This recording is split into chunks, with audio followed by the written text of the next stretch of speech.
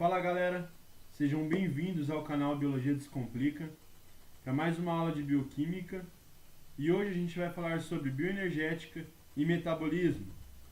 A gente sabe que a bioenergética é a área que corresponde ao estudo das transformações de energia que ocorrem nas células, seguindo as leis da termodinâmica.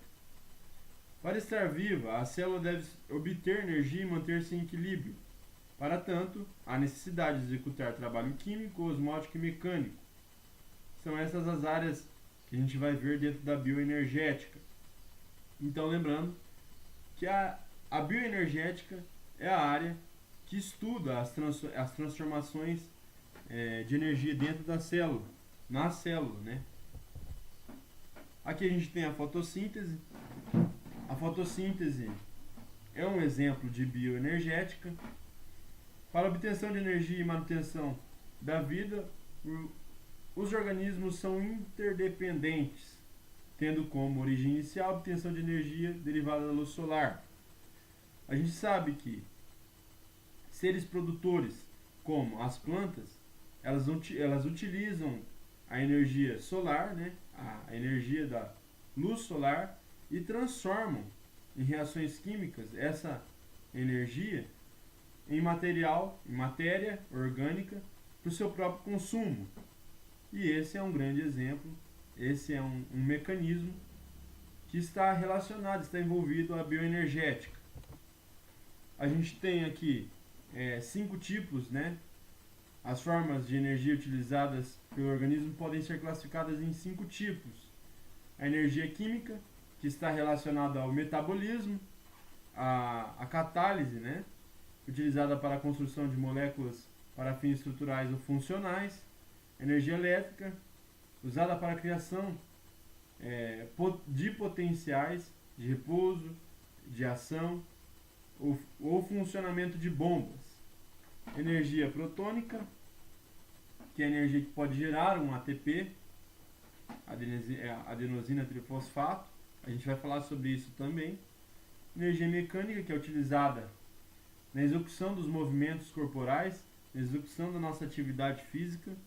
Energia térmica, que ela é utilizada para o controle, para o equilíbrio, para manter a temperatura corporal. Beleza? Então, química está relacionada à construção de moléculas. Elétrica, usada para a criação de potenciais. Protônica, energia para gerar um ATP. Mecânica, emprega a execução de movimentos corporais. Energia térmica, para manter a temperatura corporal. Aqui a gente tem uma observação. A gente sabe que toda a atividade física e movimento corporal, quando a gente executa isso, a gente gasta a energia que a gente tem. Se a gente tem uma energia de reserva, por exemplo, os lipídios, que a gente viu na aula passada, a gente perde esse lipídio. Se a gente não tem, a gente tem o carboidrato lá, a gente vai usar a energia dessa biomolécula para o funcionamento corporal, para a atividade física. E quando a gente faz essa atividade física, a gente perde essa energia para o meio ambiente, para o ambiente que a gente está, certo? Como é que a gente adquire, como é que a gente recupera essa energia? A gente precisa abastecer, a gente precisa consumir e se alimentar de novo, por meio de alimentos. E daí vem as biomoléculas, a proteína, o carboidrato, que é a biomolécula mais encontrada na natureza, os lipídios, que também servem e são muito utilizados na nossa reserva energética, né? Então, entre eles, o lipídio e o carboidrato seriam as biomoléculas que a gente mais precisa para esse consumo de energia. A gente precisa consumir, né? Porque a gente usa isso. A gente usa em todos os nossos funcionamentos, todas as nossas funções do organismo, a gente está gastando energia. E como é que a gente repõe? Consumindo alimentos. Termodinâmica, galera. Termodinâmica é a dinâmica da temperatura, a dinâmica do calor. Estuda as leis pelas quais os corpos trocam, cedendo e recebendo trabalho e calor com o ambiente que os circunda. A termodinâmica é dividida em duas, primeira lei e segunda lei. A primeira lei, princípio da conservação de energia. E daí tem a explicação. Para qualquer transformação física ou química, a quantidade total de energia no universo permanece constante. ΔG é igual ao final subtraído pelo inicial. Segunda lei, toda energia potencial tem um sistema. Toda a energia potencial de um sistema é degradada na forma de energia utilizável e calor. A segunda lei tenta relacionar os organismos vivos, os quais são estruturalmente organizados com a desordem apresentada pelo universo em todos os processos naturais. Para a gente entender essa lei, a gente precisa aprender alguns termos. Beleza? Entropia e entalpia. Entropia é o grau de desordem. Entalpia é o conteúdo do calor do sistema do reagente. Do sistema reagente, né? Endotérmicos e exotérmicos. Beleza? O exotérmico, lembra? Exo é a temperatura, certo? Por fora, pela extremidade, beleza? H, reagente, quando for maior do que o H do produto, o ΔH é igual negativo. O H do reagente menor do que o H do produto, o ΔH do endotérmico é positivo. A medida é por Gibbs, energia livre, capaz de realizar trabalho durante uma reação de temperatura e pressão constantes.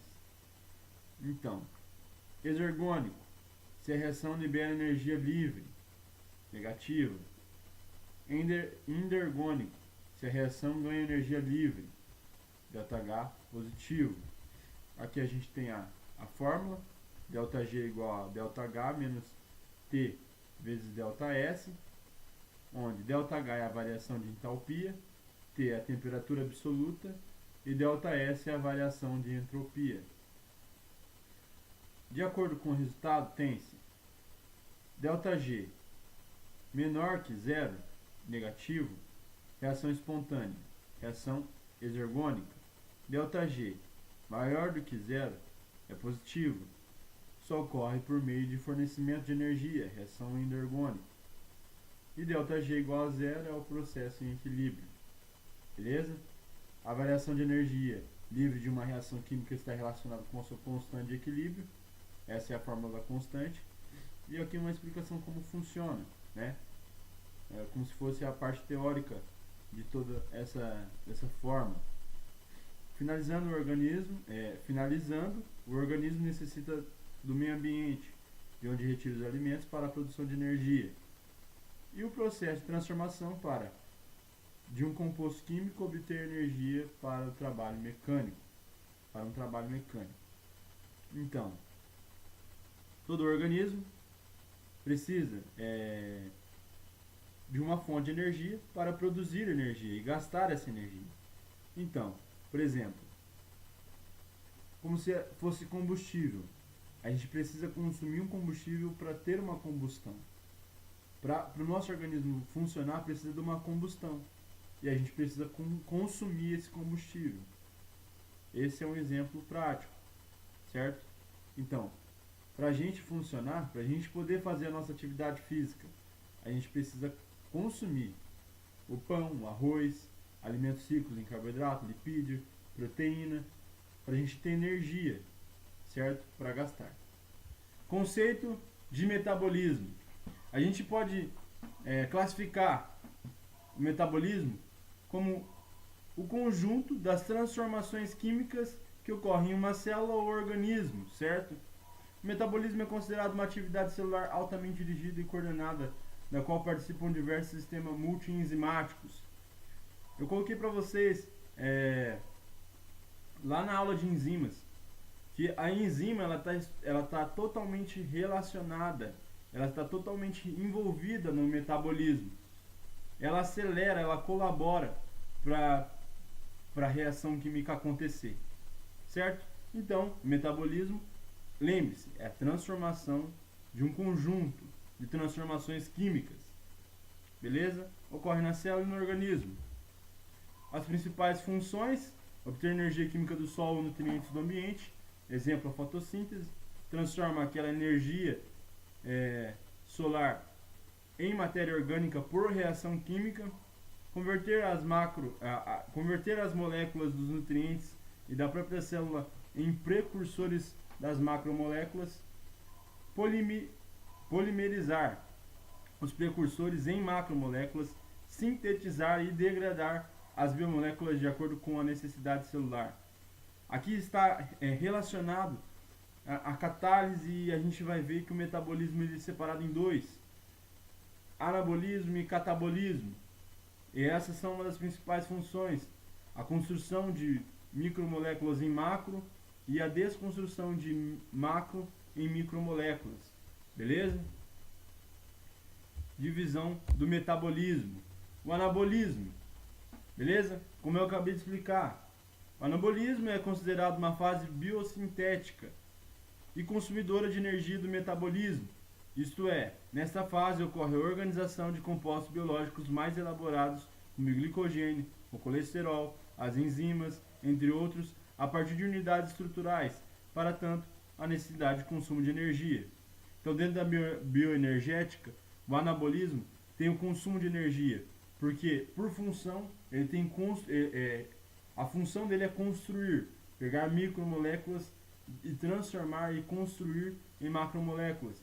E isso tem um consumo de energia, certo? O catabolismo é considerado a fase degradativa e liberadora de energia do metabolismo. Isto é, ocorre a quebra de macromoléculas em unidades menores, como por exemplo, a quebra do glicogênio e a consequente liberação de moléculas de glicose, que pode ser estimulada pelo hormônio glucagon, e neurotransmissores adrenergéticos. Pessoal, o catabolismo é o oposto. Ele libera energia, beleza? Porque ele é degradativo, ele desconstrói uma macromolécula e micromolécula, beleza? Esses dois fazem parte da bioenergética e do metabolismo. O anabolismo, ele consome, e o catabolismo, dentro da bioenergética, ele libera energia.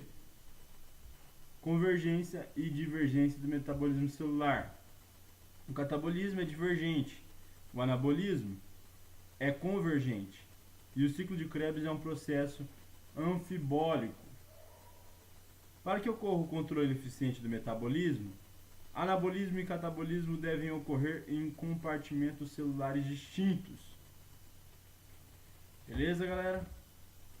Aqui a gente tem os exemplos.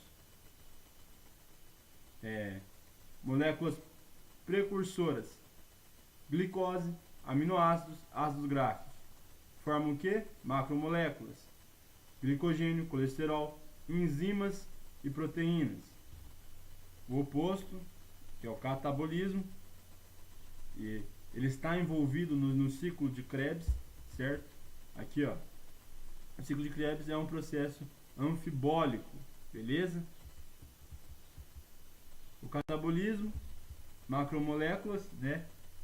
Glicogênio, colesterol, enzimas, proteínas, produtos pobres em energia, que é o CO, o H2O. Então é a quebra, é a desconstrução, beleza? Então, o catabolismo diverge e o anabolismo converge.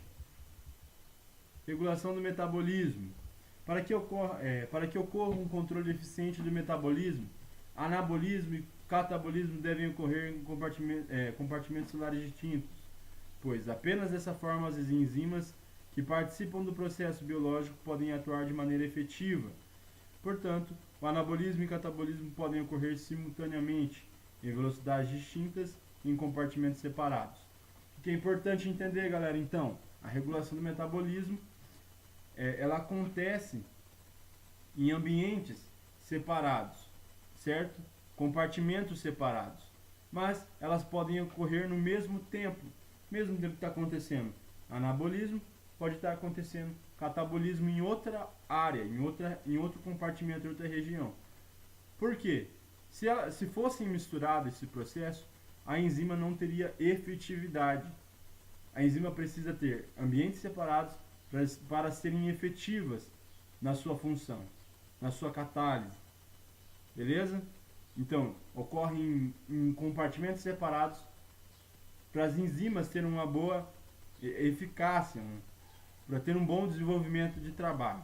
Beleza? Regulação do metabolismo. Glicólise é a via de degradação da molécula de glicose. Catabolismo, para obtenção de energia na forma de ATP, reserva energética pelo organismo. A gente vai ver esses processos em uma aula separada, certo? Isso faz parte da respiração celular, faz parte de toda regulação metabólica. O ciclo de Krebs, nessa etapa do metabolismo, ocorre o consumo do composto acetil-CoA. A gente vai ver como chega lá, como funciona, quais são as etapas do ciclo de Krebs. A respiração celular é um processo pela qual a energia do Sol, armazenada dos hidratos de carbono, é transferida e utilizada pelos seres vivos.